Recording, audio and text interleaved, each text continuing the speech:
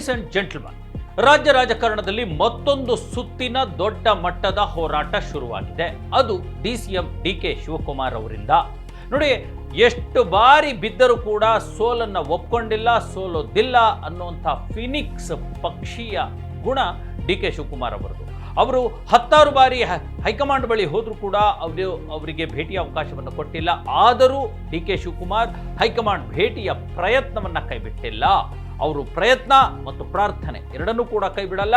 ಪ್ರಯತ್ನ ಕೈ ಹಿಡಿಯದೇ ಇದ್ರೆ ಪ್ರಾರ್ಥನೆ ಕೈ ಹಿಡಿಯುತ್ತೆ, ಪ್ರಾರ್ಥನೆ ಕೈ ಹಿಡಿದೇ ಇದ್ರೆ ಪ್ರಯತ್ನ ಅಂತೂ ಕೈ ಹಿಡದೇ ಹಿಡಿಯುತ್ತೆ ಅನ್ನುವಂಥ ತತ್ವದಲ್ಲಿ ನಂಬಿಕೆ ಇಟ್ಕೊಂಡಿರ್ತಕ್ಕಂಥ ಡಿಕೆ ಶಿವಕುಮಾರ್ ಮತ್ತೆ ಇವತ್ತು ದೆಹಲಿಗೆ ಹೋಗ್ಬಿಟ್ಟಿದ್ದ.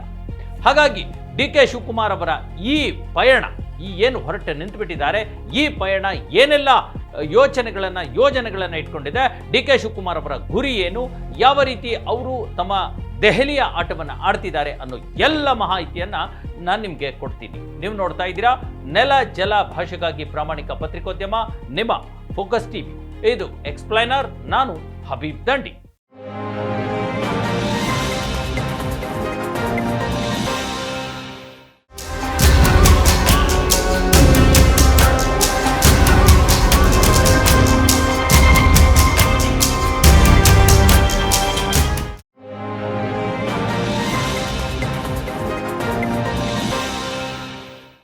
ಎಸ್ ವೀಕ್ಷಕರೇ, ನಾನು ಹೇಳಿದಾಗೆ ಫೀನಿಕ್ಸ್ ಹಕ್ಕಿಯಂತೆ ತಮ್ಮ ವ್ಯಕ್ತಿತ್ವವನ್ನು ರೂಢಿಸಿಕೊಂಡಿರ್ತಕ್ಕಂಥ ಡಿಕೆ ಶಿವಕುಮಾರ್ ಎಷ್ಟು ಬಾರಿ ಬಿದ್ದರೂ ಮತ್ತೆ ಎದ್ದು ನಿಲ್ತೀನಿ, ಮತ್ತೆ ನನ್ನ ಪ್ರಯತ್ನವನ್ನು ಮಾಡ್ತೀನಿ, ಮತ್ತೆ ಭೂಮಿಗೆ ಬಂದು ನಾನು ಮತ್ತೆ ಮೇಲಕ್ಕೆ ಹಾರ್ತೀನಿ, ಸೂರ್ಯನ ಹತ್ರ ಹೋಗಿ ರೆಕ್ಕೆ ಸುಟ್ಟರೂ ಪರವಾಗಿಲ್ಲ ಸೂರ್ಯನ ಬಿಸಿಲಿಗೆ, ಮತ್ತೆ ನೆಲಕ್ಕೆ ಬಿದ್ದು ಮತ್ತೆ ಹಾರ್ತೀನಿ ಅನ್ನುವಂಥ ವ್ಯಕ್ತಿತ್ವ ಡಿಕೆ ಶಿವಕುಮಾರ್ ಅವರದ್ದು. ಹಾಗಾಗಿ ಇದೇ ಫೀನಿಕ್ಸ್ ಪಕ್ಷಿಯಂತೆ ಇವತ್ತು ಮತ್ತೆ ಅವರು ದೆಹಲಿಗೆ ಹೊರಟು ಬಿಟ್ಟಿದ್ದಾರೆ. ತಮ್ಮದೇ ಆಗಿರ್ತಕ್ಕಂಥ ಬತ್ತಳಿಕೆಯ ಬಾಣಗಳನ್ನು ಬಿಡಲಿಕ್ಕೆ ದೆಹಲಿಯಲ್ಲಿ ಅವರು ತಯಾರಾಗ್ತಿದ್ದಾರೆ.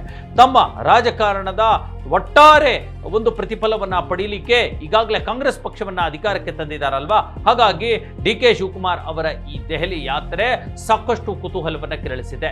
ನೋಡಿ, ನೆನ್ನೆಯಷ್ಟೇ ಮುಖ್ಯಮಂತ್ರಿ ಸಿದ್ದರಾಮಯ್ಯನವರು 16 ತಮ್ಮ ಆಪ್ತ ಸಚಿವರ ಜೊತೆಗೆ ಡಿನ್ನರ್ ಮೀಟಿಂಗ್ ಅನ್ನು ಮಾಡಿರ್ತಕ್ಕಂಥದ್ದು.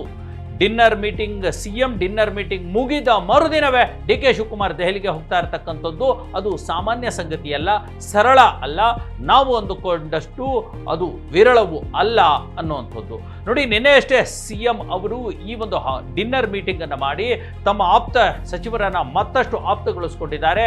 ಅವರು ಒಂದೊಂದೇ ತಂತ್ರಗಳನ್ನು ಹಿಡಿತಿದ್ದಾರೆ. ಕೇವಲ ನಿನ್ನೆಯಷ್ಟೇ 16 ಸಚಿವರಲ್ಲ, ಹಾಗಾದ್ರೆ ಉಳಿದ ಸಚಿವರ ಕಥೆ ಏನು? ಈಗ ಆಲ್ರೆಡಿ ಸರ್ಕಾರದಲ್ಲಿರ್ತಕ್ಕಂಥದ್ದು 32 ಸಚಿವರು, 34 ಜನ ಇರಬೇಕಿತ್ತು, ಅದರಲ್ಲಿ 2 ರಾಜೀನಾಮೆಯನ್ನು ಕೊಟ್ಟಿದ್ದಾರೆ. ಹಾಗಾಗಿ KN ರಾಜಣ್ಣ ಮತ್ತು ನಾಗೇಂದ್ರ, ಹಾಗಾಗಿ 32 ಸಚಿವರಲ್ಲಿ 16 ಜನನ್ನ ಕೊಟ್ಟರೆ ಡಿನ್ನರ್ ಮೀಟಿಂಗು, ಇನ್ನು ಉಳಿದ 16 ಜನರ ಸಚಿವರ ಪಾಲೇನು ಅನ್ನುವಂಥದ್ದು. ಯಾಕಂದ್ರೆ 16 ಜನ ಸಿಎಂ ಕಡೆಗಿದ್ರೆ ಇನ್ನು 16 ಜನ ಡಿಕೆ ಶಿವಕುಮಾರ್ ಕಡೆಗ ಅನ್ನುವಂಥ ಪ್ರಶ್ನೆ ಹುಟ್ಟೋದು ಸಹಜ. ಹಾಗಾಗಿ ಅಥವಾ ಆ ಸಚಿವರ ಮನಸ್ಸಲ್ಲೂ ಕೂಡ ಬೇರೆ ಪರಿಸ್ಥಿತಿ ಅಥವಾ ಬೇರೆ ಅಭಿಪ್ರಾಯ ಬರಬಾರದು ಅನ್ನೋ ನಿಟ್ಟಿನಲ್ಲಿ ಏನು ನಿನ್ನೆ ಸೋಮವಾರ ಅವರು ಈ 16 ಸಚಿವರಿಗೆ ಮೊದಲ ಹಂತದಲ್ಲಿ ಒಂದು ಡಿನ್ನರ್ ಮೀಟ್ ಕೊಟ್ಟರು, ಅದೇ ಸಿದ್ದರಾಮಯ್ಯ ನಾಳೆ ಬುಧವಾರ ಮತ್ತೆ 16 ಜನ ಉಳಿದ ಸಚಿವರುಗಳಿಗೆ ಮತ್ತು ಆಪ್ತರಿಗೆ ಮತ್ತೊಂದು ಡಿನ್ನರ್ ಮೀಟಿಂಗ್ ಅನ್ನು ಆಯೋಜನೆ ಮಾಡಿದ್ದಾರೆ.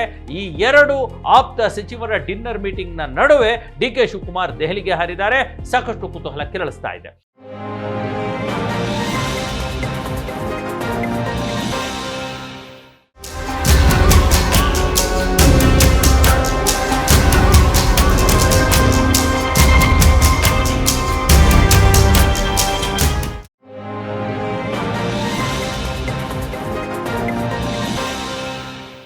ಈಗಾಗಲೇ ನೋಡಿ, ರಾಜ್ಯದಲ್ಲಿ ಬೈ ಎಲೆಕ್ಷನ್ ಅನೌನ್ಸ್ ಆಗಿದೆ, ಜೊತೆಗೆ ಪಂಚರಾಜ್ಯ ಚುನಾವಣೆಗಳ ಅನೌನ್ಸ್ ಆಗಿರ್ತಕ್ಕಂಥದ್ದು ದೇಶದಲ್ಲಿ, ಜೊತೆಗೆ ಎಲ್ಲದಕ್ಕಿಂತ ಮುಖ್ಯವಾಗಿ GBA ಚುನಾವಣೆ ಹತ್ರಕ್ಕೆ ಬರ್ತಾ ಇರತಕ್ಕಂಥದ್ದು. ಅಲ್ಲೂ ಕೂಡ ಡಿಕೆ ಶಿವಕುಮಾರ್ ತಮ್ಮ ಅಧಿಪತ್ಯವನ್ನು ಸ್ಥಾಪಿಸಬೇಕಿದೆ. ಇದೆಲ್ಲದರ ಹೊರತಾಗಿ ಏನು ಕಳೆದ 1 ವಾರದಿಂದ ಭುವನೇಶ್ವರದಿಂದ ಬಂದಿರತಕ್ಕಂಥ ಕಾಂಗ್ರೆಸ್ ಶಾಸಕರನ್ನ ಅಲ್ಲಿನ ರಾಜ್ಯಸಭಾ ಚುನಾವಣೆ ಹಿನ್ನೆಲೆಯಲ್ಲಿ ಬಿಜೆಪಿ ಒಂದು ಕಮಲಕ್ಕೆ, ಆಪರೇಷನ್ ಕಮಲವನ್ನ ತಪ್ಪಿಸಿ ತಾವು ಹ್ಯಾಂಡಲ್ ಮಾಡಿದ್ರಲ್ಲ, ಅದರ ಪ್ರತಿಫಲವನ್ನು ಪಡ್ಕೋಬೇಕಲ್ವಾ, ಶ್ರಮ ಪಟ್ಟಿದ್ರಲ್ಲ ಅದರ ಕೂಲಿನೂ ಪಡ್ಕೋಬೇಕಲ್ವಾ. ಹಾಗಾಗಿ ಹೀಗೆ 4 ವಿಚಾರಗಳನ್ನು ಇಟ್ಕೊಂಡು ಡಿಕೆ ಶಿವಕುಮಾರ್ ದೆಹಲಿಗೆ ಹೋಗಿದ್ದಾರೆ. ಅದು ಸಿದ್ದರಾಮಯ್ಯನವರಿಗೆ ಥ್ರೆಟ್ ಆಗುವಂತಹ ಸಾಧ್ಯತೆಯೂ ಕೂಡ ಇದೆ ಅನ್ನುವಂಥದ್ದು. ಹಾಗಾದ್ರೆ ವೀಕ್ಷಕರೇ, ಪ್ರಮುಖ 5 ಕಾರಣಗಳಿಗೇನು ಅಥವಾ 5 ಪರಿಣಾಮಗಳಿಗೆ ಏನಾಗಬಹುದು ಅಂತಂದ್ರೆ, ಈಗಾಗಲೇ ಬೈ ಎಲೆಕ್ಷನ್ ಪಟ್ಟಿ ಈಗಾಗಲೇ ದೊಡ್ಡ ಮಟ್ಟದ ಗೊಂದಲವನ್ನು ಹುಟ್ಟಾಕಿರ್ತಕ್ಕಂಥದ್ದು. ದಾವಣಗೆರೆ ಮತ್ತು ಬಾಗಲಕೋಟೆಯಲ್ಲಿ ಅಲ್ಲಿಗೆ ಯಾರು ಕೈ ಅಭ್ಯರ್ಥಿ ಆಗಬೇಕು ಅನ್ನೋಂಥದ್ದು ದೊಡ್ಡ ಮಟ್ಟದ ಗೊಂದಲ ಹುಟ್ಟಾಗಿದೆ. ಬಾಗಲಕೋಟೆಯಲ್ಲಿ HY ಮೇಟಿ ಅವರ ಮಕ್ಕಳೇ ಈ ಒಂದು ಟಿಕೆಟ್ಗೆ ಹೊಡೆದಾಡ್ತಾ ಇರ್ತಕ್ಕಂಥದ್ದು, ಜೊತೆಗೆ ಅಲ್ಲಿ ಸ್ಥಳೀಯ ನಾಯಕರು ಇದ್ದಾರೆ. ದಾವಣಗೆರೆಯಲ್ಲೂ ಕೂಡ SS ಮಲ್ಲಿಕಾರ್ಜುನ್, ಜಮೀರ್ ಅಹಮದ್, ಅಲ್ಲಿರ್ತಕ್ಕಂಥ ಸ್ಥಳೀಯ ನಾಯಕರು, ಮುಸ್ಲಿಂ ಅಭ್ಯರ್ಥಿಗಳು ಮತ್ತು ಅಲ್ಲಿರ್ತಕ್ಕಂಥ ಮಾಜಿ ಕಾಂಗ್ರೆಸ್ ಯುವ ನಾಯಕ ವಿನಯ್, ಇವರೆಲ್ಲರ ನಡುವೆ ದೊಡ್ಡ ಸ್ಪರ್ಧೆ ಇದೆ. ಈ ಪಟ್ಟಿಯನ್ನು ಫೈನಲ್ ಮಾಡ್ಕೊಳ್ಳಿಕ್ಕೆ DK ಶಿವಕುಮಾರ್ ದೆಹಲಿಗೆ ಹೋಗಿದ್ದಾರೆ ಅನ್ನುವಂಥದ್ದು ಮೊದಲನೇದು. ಎರಡನೇದು, ಒಳ ಮೀಸಲಾತಿ ಕಗ್ಗಂಟು ಇದೆಯಲ್ಲ, ಈಗಾಗಲೇ ಆ ಕುರಿತಂತೆಯೇ ನಿನ್ನೆಯ ಕ್ಯಾಬಿನೆಟ್ ಮೀಟಿಂಗ್ ಅಲ್ಲಿ CM ಸಾಕಷ್ಟು ಮಾಹಿತಿಯನ್ನು ಪಡ್ಕೊಂಡಿದ್ದಾರೆ ಅಂತ ಹೇಳಲಾಗ್ತಾ ಇದೆ. ಈ ಒಳ ಮೀಸಲಾತಿಯ ಕಗ್ಗಂಟು ಹೇಗೆ ಪಕ್ಷದ ಮೇಲೆ ಪರಿಣಾಮ ಬೀರ್ತಾ ಇದೆ, ಸರ್ಕಾರದ ಮೇಲೆ ಪರಿಣಾಮ ಬೀರ್ತಾ ಇದೆ, ಹೇಗೆ ಅದು ಮುಂದಿನ ದಿನಗಳಲ್ಲಿ ಕಾಂಗ್ರೆಸ್ ಪಕ್ಷಕ್ಕೆ ಒಂದು ಪ್ರತಿಫಲವನ್ನು ಕೊಡಬಹುದು, ಅದನ್ನು ಸಾಲ್ವ್ ಮಾಡೋದು ಹೇಗೆ ಅನ್ನೋದನ್ನ ಚರ್ಚೆ ಮಾಡ್ತಾರೆ DK ಶಿವಕುಮಾರ್ ಹೈಕಮಾಂಡ್ ಎದುರು ಅನ್ನುವಂಥದ್ದು. ಮೂರನೇದು, ಈಗಾಗಲೇ JDS ಮತ್ತು BJP ಮೈತ್ರಿ ನಡುವೆ ಬಿರುಕು ಬಿಟ್ಟುಬಿಟ್ಟಿದೆ.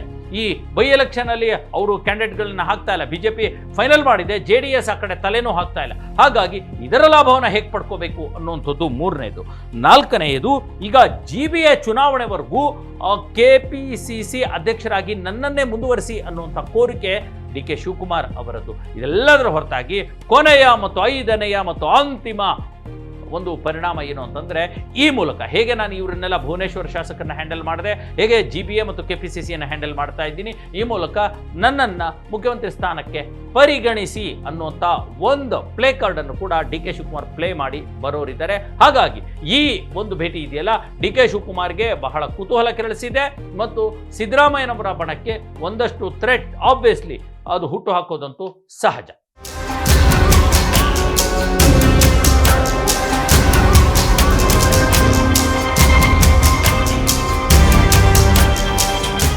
ವೀಕ್ಷಕರು, ಇದಾಗಿತ್ತು ಇವತ್ತಿನ ಎಕ್ಸ್ಪ್ಲೇನರ್. ಮುಂದಿನ ಮತ್ತೊಂದು ವಿಚಾರದೊಂದಿಗೆ ಸಿಗ್ತೀನಿ. ಅಲ್ಲಿವರೆಗೂ ನೋಡ್ತಾ ಇರಿ ನೆಲ ಜಲ ಭಾಷೆಗಾಗಿ ಪ್ರಾಮಾಣಿಕ ಪತ್ರಿಕೋದ್ಯಮ, ನಿಮ್ಮ ಫೋಕಸ್ ಟೀಮ್.